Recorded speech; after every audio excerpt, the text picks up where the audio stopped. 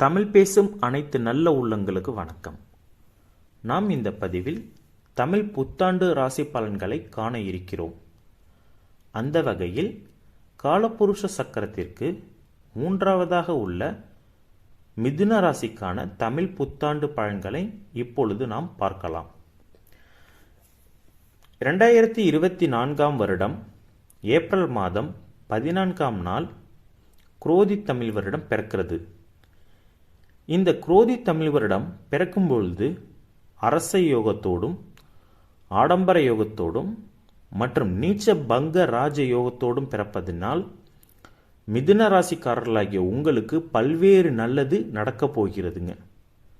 இந்த ஆண்டு முழுவதும் வெற்றி, நன்மைகள், மகிழ்ச்சி போன்றவை நிறைந்திருக்கும். கடந்த காலத்தில் சனீஸ்வர பகவான் உங்களுடைய 8ஆம் இடத்திலிருந்து பல்வேறு இடையூறுகளை செய்து வந்தார். இதன் காரணமாக உங்களில் தொழில் தடை, வேலையில்லா நிலை, குடும்பத்தில் பிரச்சனை மற்றும் மனதில் பல்வேறு குழப்பங்கள் ஏற்பட்டு மிகுந்த ஒரு கஷ்டமான காலத்தையே நீங்கள் அனுபவித்து வந்தீர்கள். அந்த நிலை இப்போது முற்றிலுமாக மாறிவிடும். பாக்கியஸ்தானம் என்று சொல்லக்கூடிய 9ஆம் இடத்தில் சனீஸ்வர பகவான் இப்பொழுது சஞ்சரிப்பதால் உங்களின் தொழிலில் முன்னேற்றம் ஏற்பட்டு உங்களின் பொருளாதார முன்னேற்றம் ஏற்படும். பணவரவு பல்வேறு வழிகளில் வரும். அதனால் உங்களுடைய கடன் பிரச்சனையும் தீரும். தேக ஆரோக்கியத்தில் தற்பொழுது நல்ல நிலை ஏற்படும். பழைய கடன்கள் தீர்வதினால் மகிழ்ச்சியும் நிம்மதியும் பிறக்கும். கணவன் மற்றும் மனைவிக்கு இடையேயான உறவு சுமூகமாக நல்லபடியாக நடக்கும் இந்த வருடம் முழுவதுமே. மேலும் புதிதாக தொழில் தொடங்கும் என்ற எண்ணம் உள்ளவர்களிடம் இந்த வருடத்தில் அவர்களுக்கு வங்கி கடன் உதவி கிடைக்கும். புதிய தொழில் அமையும், புதிய வேலையும் அமையும். அந்த வேலை அரசு உத்தியோகமாகவும் இருக்கலாம். மேலும் தற்பொழுது 10இல் ராகு பகவானும் 4இல் கேது பகவானும் சஞ்சரிப்பதால் அலைச்சல்கள் அதிகரிக்கும். கவலைப்பட வேண்டாம். இந்த அலைச்சலானது ஆதாயத்துடனே உங்களுக்கு முடிவடையும்.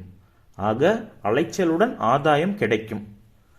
உங்களுக்கு இந்த காலகட்டத்தில் உடல் சோர்வு அடிக்கடி ஏற்படுங்க. தனக்காரகன் என்று அழைக்கப்படும் குரு பகவான் மே 1ஆம் தேதி 2024ஆம் வருடத்தில் உங்கள் ராசிக்கு 12ஆம் இடம் என்று சொல்லக்கூடிய விரயஸ்தானத்திற்கு இடம் பெயர்கிறார். இதனால் கடன் கொடுக்கல் வாங்கல கொஞ்சம் கவனமா இருக்கணும். தெரியாதவங்களுக்கு கடன் கொடுக்காதீர்கள். யாருக்கும் ஜாமீன் கையெழுத்து போட வேண்டாம். அப்படி போட்டிங்கன்னா கடன் வாங்கினவங்க ஓடி போயிடுவாங்க. கடன் கொடுத்தவங்க உங்களை தான் வந்து கேட்பாங்க. அதனால கொடுக்கல் வாங்கல்ல மிக மிக கவனமாக இருங்க. தேவையற்ற செலவுகள் நிறைய வரும். விரயஸ்தானம்ங்கிறதுனால தவிர்க்க முடியாத பல செலவுகள் வரும். அதை சமாளிக்க உங்களுக்கு பண வரவும் உண்டு. இருந்தாலும் பணம் வந்ததுன்னா சேமித்தால் தானே நல்லது, செலவு பண்ணாவா நல்லது. அதனால செலவை பார்த்து பண்ணுங்க. இளம் வயதினருக்கு சுப செலவுகள் ஏற்படும். அதாவது திருமணங்கள் நடைபெறும். ரொம்ப நாளா பொண்ணு பார்த்துட்டு இருந்திருப்பீங்க அஷ்டமசனி காலத்துல எல்லாம், அல்லது மாப்பிள்ளை பார்த்துட்டு இருந்திருப்பீங்க. ஜாதகம் ஒத்து வந்தா பொண்ணு வீட்டுக்காரங்களோ மாப்பிள்ளை வீட்டுக்காரங்களோ ஒத்து வந்திருக்க மாட்டாங்க. 2 பேருக்குமே ஒத்து பிடிச்சிருந்தா ஜாதகம் சரியில்லாமல் போயிருக்கும். பணம் இல்லாமல் திருமணம் நின்று போயிருக்கலாம். அந்த நிலை இப்போது மாறி உங்களுக்கு திருமணங்கள் ஈஸியாக நடைபெறும். தொழில் உங்களுக்கு புதுசாக அமையும் போது உங்களுக்கு நல்ல கடன் வசதியும் அமையுங்க. அப்பொழுது பெரிய முதலீடு செய்து மாட்டிக்காதீங்க. உங்களுக்கு நல்ல அனுபவம் இருந்தால் மட்டுமே பெரிய முதலீடு போடுங்க. இல்லை இப்போதான் புதிதாக ஒரு தொழில் தொடங்குறேன் அப்படிங்கும் போது குறைந்த முதலீட்டில் தொழிலை ஆரம்பித்து அதுக்கப்புறம் போக போக முதலீடுகளை அதிகரித்துக் கொள்வதுதான் சாணக்கியத்தனம். எடுத்த உடனே இல்லை என்கிட்ட பணம் இருக்குன்னு நீங்கள் போட்டுக்கிட்டீங்கன்னா அதுக்கப்புறம் லாஸில் தான் போய் முடியும். அதை பார்த்துக்குங்க. உங்களுடைய அசை மற்றும் அசையா சொத்தின் மூலம் இந்த ஆண்டு முழுவதும் வருமானம் வருங்க. ரொம்ப நாளாக ஒரு எம்டி லேண்ட் ஒன்று சும்மாவே கிடக்கு, அதை வாடகைக்கு கேட்டு இப்போ யாராச்சும் வருவாங்க, அல்லது ஒரு வீடு இருக்குது அதை வாடகை கேட்டு இப்போ வருவாங்க. அதனால் உங்களுக்கு அசையும் அசைய சொத்தின் மூலமாக இந்த ஆண்டு முழுவதும் ஒரு நிரந்தர வருமானம் கிடைப்பதற்கு வாய்ப்புகள் அதிகமுங்க. என்னதான் இருந்தாலும் பண விஷயத்தில் நீங்கள் ரொம்ப ஜாக்கிரதையாகவே இருக்கணுங்க. உங்களுடைய உடன் இருப்பவர்களை நீங்கள் வந்து கொஞ்சம் அனுசரித்தியே போகணும். எல்லாரும் நீங்கள் சொல்கிறதான் கேட்கணும்னு நினைப்பீங்க, பட் யாரும் அப்படி கேட்க மாட்டாங்க. அதனால் அந்த நினைப்பை வந்து நீங்கள் மாற்றிக்கிங்க. அவங்களுக்கு ஏற்ற மாதிரி கொஞ்சம் அட்ஜஸ்ட் பண்ணி போக ஆரம்பிங்க. சரிங்களா? விவசாயம் செஞ்சிட்டு இருப்பீங்க நிறைய பேர் மிதுன ராசிக்காரர்கள். ஸோ உங்களுக்கு இந்த வருஷம் பார்த்தீங்கன்னா விளைச்சல்கள் நல்லபடியாக இருக்கும். உங்களுடைய விலை பொருளுக்கான மதிப்பு உயர்ந்து நல்ல வருமானத்தை நீங்கள் பெறுவீர்கள். அதற்கு வந்து நல்ல ஒரு காலமாக இந்த குரோதி தமிழ் வருடம் இருக்கிறதுங்க. உங்களுக்கு இந்த காலகட்டத்தில் நிறைய புது நண்பர்கள் அறிமுகமாவார்கள். அவர்களிடம் நீங்கள் ரொம்ப கவனமாக இருக்கணும்.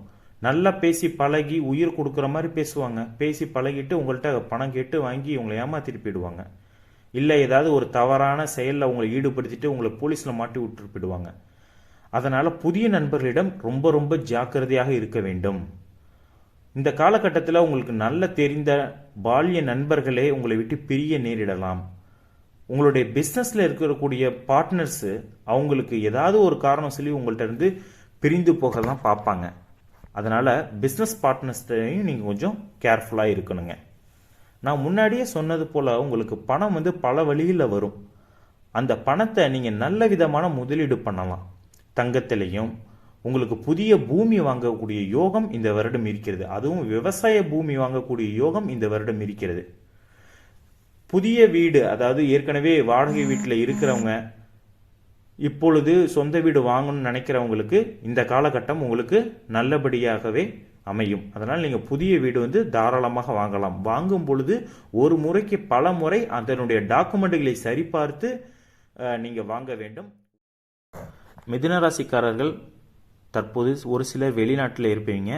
அவங்க தாய்நாட்டிற்கு திரும்பணும்னு நினைப்பீங்க. அவர்கள் தாய்நாட்டிற்கு திரும்பி இங்கு ஒரு தொழில் ஏற்படக்கூடிய காலம் இது.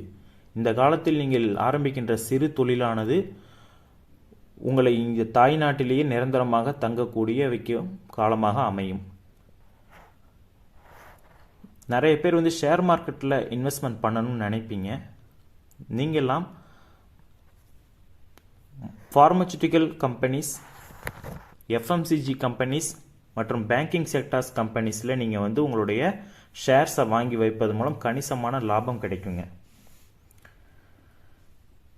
தேவையில்லாமல் அடுத்தவர்களுக்கு அறிவுரை கூறாதீங்க. உங்களுடைய அறிவுரை கேட்டால் அவர்களுக்கு எரிச்சல் தான் வரும். அதனால் பகை உண்டாகலாம். அதனால் மிதுனராசிக்காரர்கள் அடுத்தவர்களுக்கு அறிவுரை கூறுவது இப்போதே நிறுத்தி வைத்துக் கொள்ளுங்கள். மேலும் இன்னொருவரின் குடும்ப விஷயத்தில் தலையிடாமல் இருப்பதும் உங்களுக்கு ரொம்ப ரொம்ப சிறப்புங்க. இந்த காலகட்டத்தில் நீங்கள் தலையிட்டீங்கன்னா உங்களுக்கு தான் பிரச்சனையாக வந்து முடியும். அதையும் பார்த்து கொள்ளுங்கள். இந்த வருஷத்தில் நீங்கள் ஒரு ஆன்மீக சுற்றுலா நல்லா போயிட்டு வாங்க. அதுக்குண்டான அமைப்பு உங்களுக்கு இந்த வருடத்தில் இருக்குது.